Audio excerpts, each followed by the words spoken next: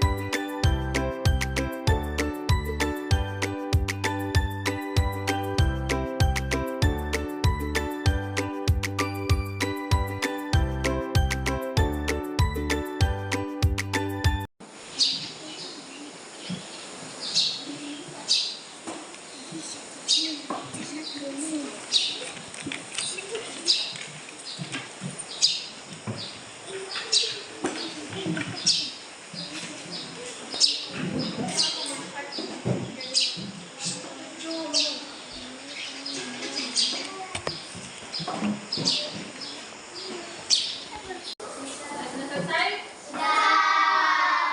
Coba kelompok 1 presentasikan di depan hasil pekerjaannya. Kelompok 1. Marlinis Elvio Seduri, Natania Pamulatila.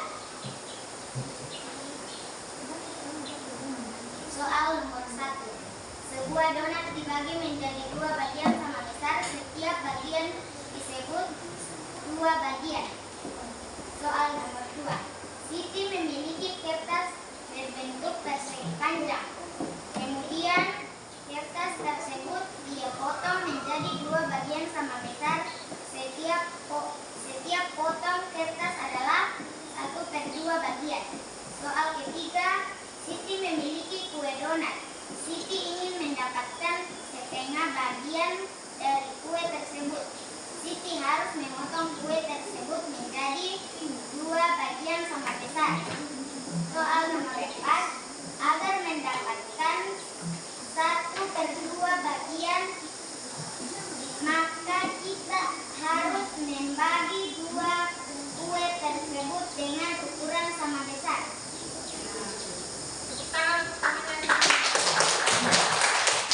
Kelompok 6. Yuri, Jessica, Dinda. Soal nomor 1. Apa arti paman? Paman artinya makanan. Soal nomor 2. Apakah panen pertanian dan peternakan dapat bertahan lama? Hasil pertanian dan peternakan tidak dapat bertahan lama. Nomor 3. Bagaimana cara mengelola hasil panen? Mengelola hasil panen dilakukan dengan teknologi paman. Nomor 4. Apa saja contoh